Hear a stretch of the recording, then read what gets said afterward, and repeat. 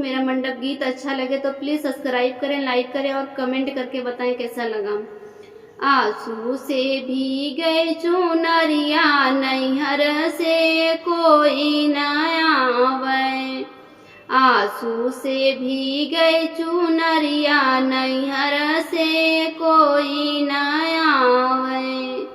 Mummy जो होती तो रची रची भेजतीन, मम्मी जो होतीन तो रची रची भेजतीन।